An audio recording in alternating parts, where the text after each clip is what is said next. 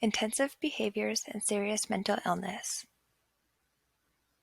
Students identified as requiring intensive behavior intervention or having serious mental illness exhibit extremely disruptive behavior in school and other environments, or have severe mental health conditions that manifest themselves in profound withdrawal or other internalizing and externalizing behaviors.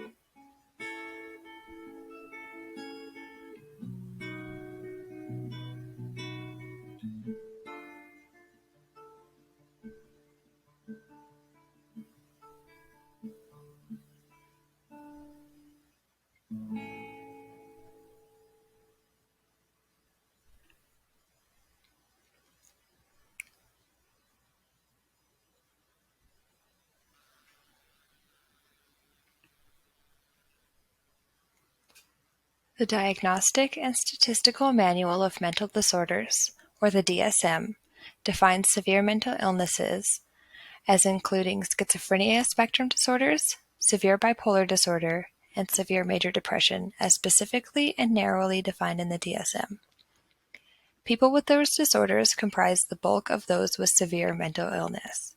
However, when other mental illnesses cause significant functional impairment and substantially limit major life events, they also count as a serious mental illness. It is not known what causes childhood schizophrenia, but it is thought that it develops in the same way as it does in adults, a combination of genetics. Schizophrenia does run in families, but there is no single gene responsible. Different combinations make people more vulnerable. However, that's not a guarantee for developing schizophrenia. Brain chemistry is also a factor. Subtle brain structure changes are shown in people with schizophrenia. This may be caused by a change in levels of dopamine and serotonin. Birth complications and environmental triggers such as stress or drug abuse can also be a factor in development of schizophrenia. It is not clear, though, why schizophrenia starts so early in life for some and not for others. Early signs and symptoms can be so vague that it can be hard to recognize, or they may be attributed to different phases of childhood development. As time goes on, symptoms should become more severe and more noticeable. These symptoms include language delays, a drop in performance at school, trouble sleeping, irritability or depressed mood, a lack of motivation, or strange behavior.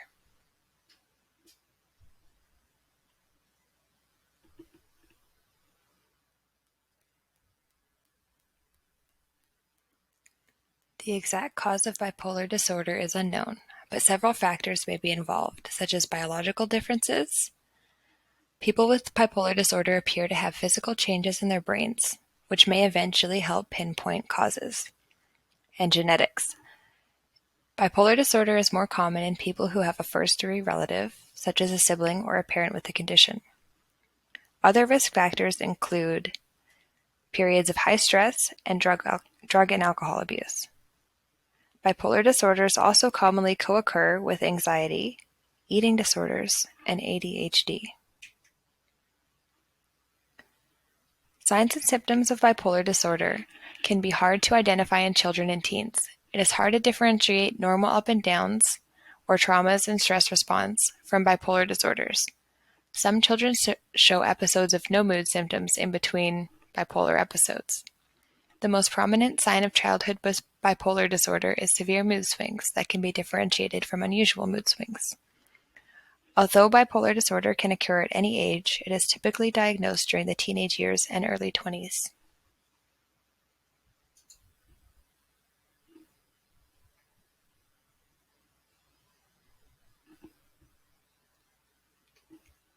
As with the previous two disorders, the exact causes of depression are not known. However, some factors may be involved. Biological differences. The significance of physical brain differences is unknown, but like with bipolar, it is used to help pinpoint causes. Changes in brain chemistry, neurotransmitters, and neurocircuits may be involved with maintaining mood stability and play a large role in depression. Changes in hormones can also be involved in causing or triggering depression, such as postpartum depression. Depression is also more common in those with blood relatives who also have this condition. The signs of depression in children are fairly similar to that of adults, although there are some variations. In younger children, symptoms of depression may include sadness, irritability, clinginess, worry, aches and pains, refusing to go to school, or being underweight. In teens, symptoms may include sadness, irritability, negative feelings and worthlessness, anger, poor performance or attendance at school, the feeling of being misunderstood and extremely sensitive, eating or sleeping too much, self-harm, loss of interest in normal activities, and avoidance of school interaction. Depression is not a normal part of growing older, and it should never be taken lightly.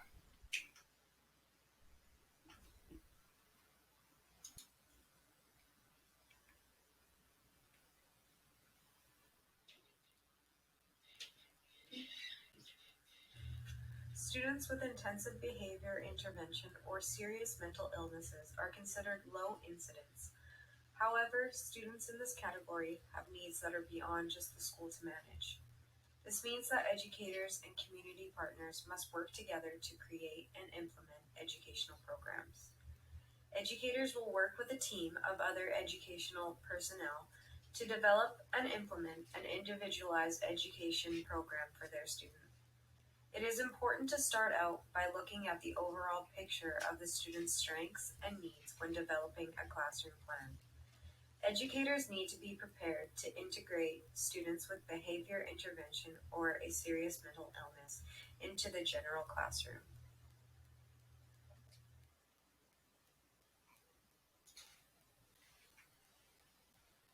Basic funding allocation is $7,560 per student. Basic funding pays for a wide variety of costs and services. Level 3 funding allocation is $10,300 per student with the Category H designation, for a total of $17,860 per year. The basic funding allocation is spread out to all students who might need extra help or extra resources, students who may or may not have an additional designation. It also covers the costs of learning assistants, resource teachers, speech and language therapists, counselors, physiotherapists, new category assessments, or continued assessment services for any student who needs one. It also covers students who are in need of hospital or pre-round services. Level 3 funding covers things like per school or per class CEAs, and how many hours you'll get one in your class to help you. Specialized equipment for the student, ongoing meetings with district specialists, teachers, CEAs, principals, and any outside resource agencies that are working as part of the students with categories wraparound services with the school. It's up to the school administration to decide how the extra funds are allocated within the school. They are targeted to the school and not to the specific students with the designation.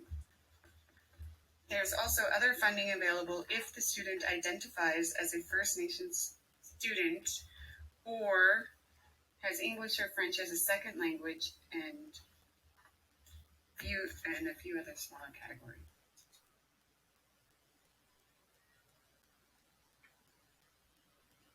a behavioral assessment and or a mental health assessment.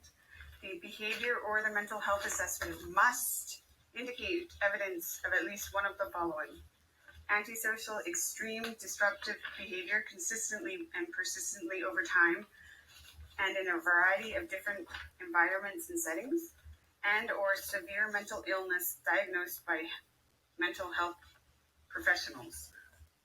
There also needs to be documented evidence that indicates the behavior of the student places the student or others at serious risk and or the behavior interferes with their academic learning and that of their classmates.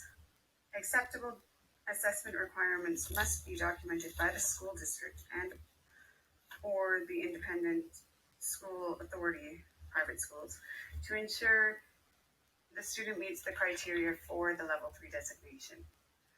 So they must have a functional behavioral assessment, such as a behavioral disorders instructional support planning tool, and or approved assessments provided by a team of professionals or a medical health professional, and or norm referenced assessments like a behavioral assessment system for children or a Connors rating scale. Also, the district must show that they had cross-agency and community involvement when planning the students' IEP or plan for their well-being. This is also known as an integrated case management and wraparound services offered to families.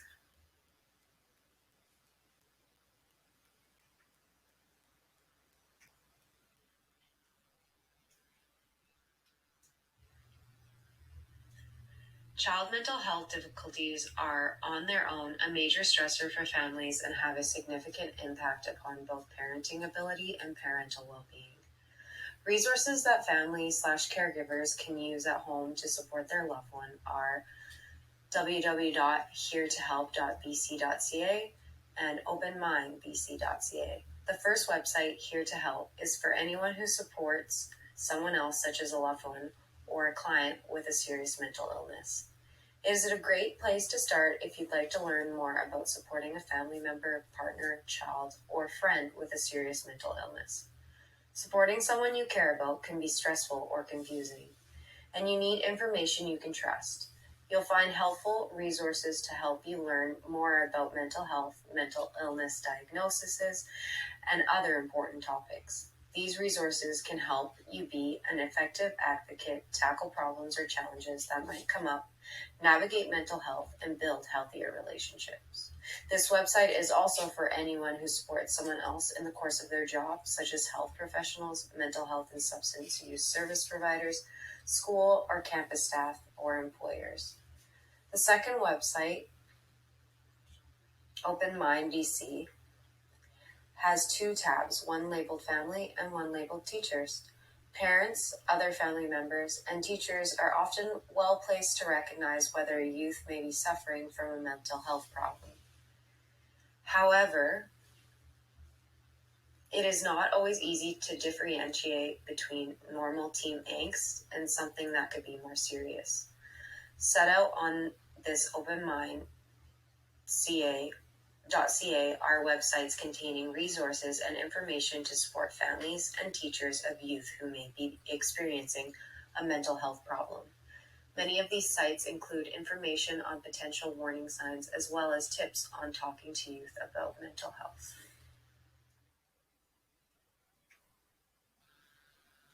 Children with intense behavior need extra support in the classroom. This is for the safety and well-being of everyone, since the intense behavior oftentimes can be violent.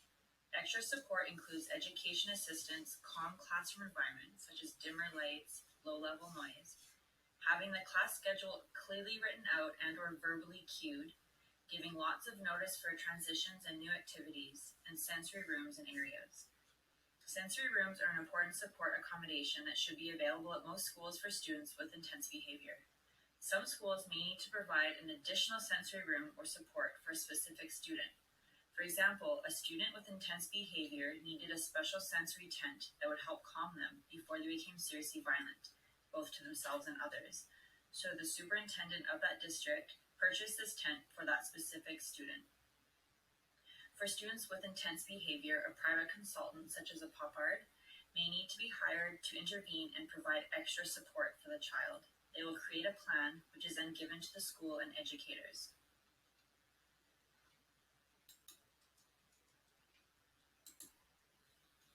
Serious mental illness.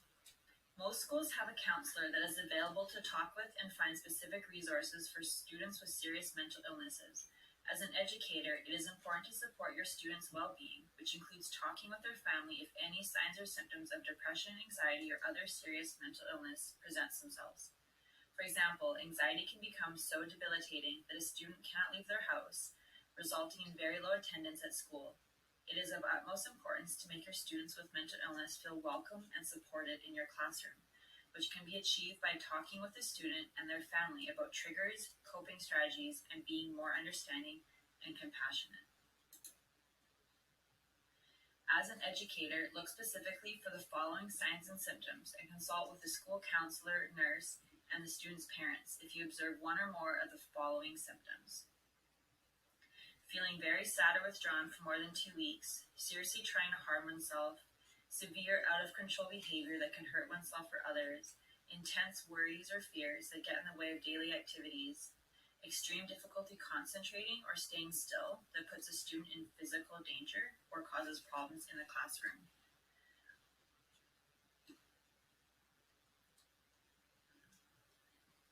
Serious mental illness can severely impact a child's life.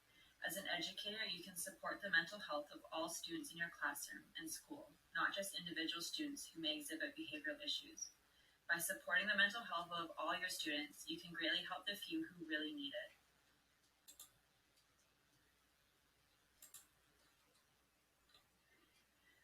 Some students may be diagnosed with both intense behavior and a serious mental illness, and they will require more serious interventions and support, such as 1 or even 2 full-time education assistants, a modified curriculum, and strength-based goals or activities to work on. A full support team will be necessary for the student, including case manager, a child and youth with special needs social worker, educators, and of course the family.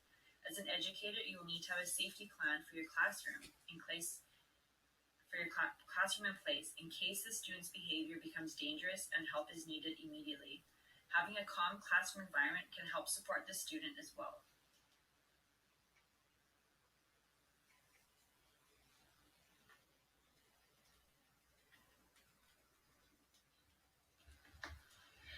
In terms of the professional development required by educators, it really depends on the situation. When obtaining your Bachelor of Education, educators are introduced to and should learn how to create an individualized education plan, otherwise known as an IEP. The BC Government Special Education Services Manual of Policies, Procedures, and Guidelines states all intervention programs should be carried out in the setting that the behaviors are occurring. It also states anything further than an IEP requires documentation that the district has exhausted its own resources and capacity to manage within the typical range of intensive behavior and/or serious mental illness. With this in mind, it's common that students with intensive behavior or serious mental illness do have a learning assistant that has been specifically trained to do so. While the IEP remains the responsibility of the classroom teacher, the learning assistant will work with the teacher as a team to best provide for the learning needs, as well as any intervention or social emotional needs of the student.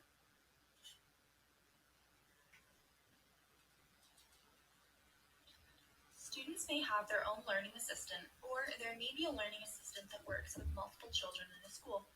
It depends how the principal has decided to allocate the funding. Specialist teachers often have more in-depth education when it comes to behavior intervention. For example, the skill set for specialist teachers that the BC Government Special Education Services Manual states are behavioral observation, analysis strategies and management, consultative and collaborative skills, direction/supervision of behavioral intervention programs, adaptation of curriculum to meet a wide range of student learning needs, counseling skills, and sufficient skills and training for duties assigned. This could be understanding of behavior disorders, observational, motivational, and behavior management skills, and lastly, communication, cooperative, and collaborative skills.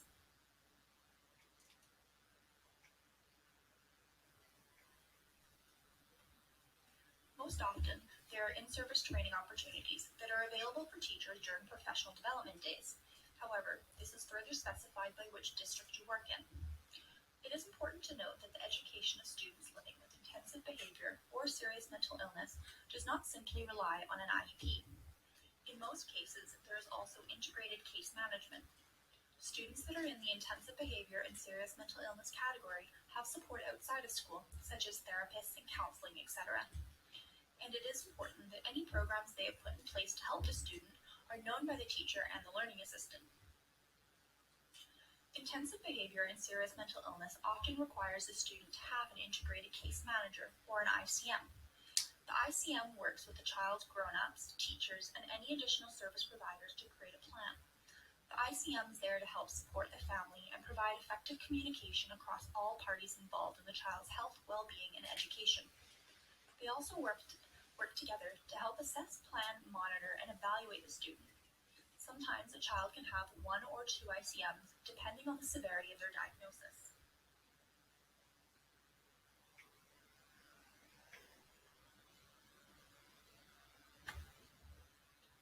This is a form I found called the Behavior Intervention/Mental Illness Instructional Planning Support Process. I know the images are small, so I've left the link above if you wanted to have a closer look. However, this sheet is a support for the teacher and includes domains such as social and emotional functioning, communication, self-determination and independence, and academic and intellectual. It is a column for each domain to record the student's strengths and needs, and also has a space for goals developed to address needs identified above, objectives and strategies to address goals developed, and data sources to monitor outcomes and goal achievements. In addition, for each domain, there is a 1-page checklist that has a description of the domain and typical sources of information, followed by 3 categories: mild, moderate, and complex, with descriptors and a checklist for different behaviors to help the teacher plan accordingly.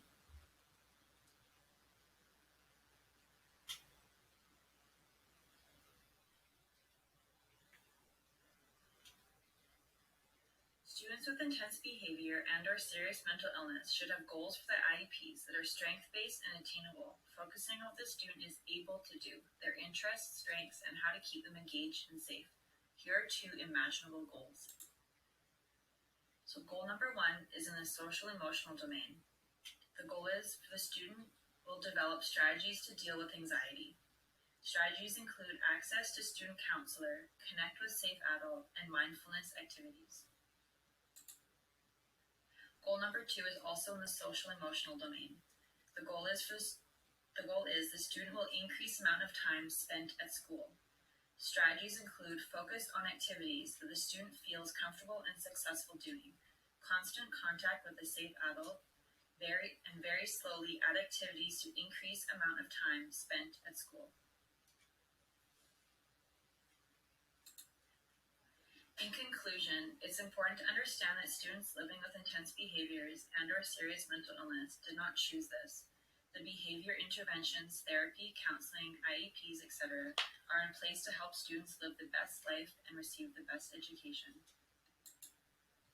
Thank you.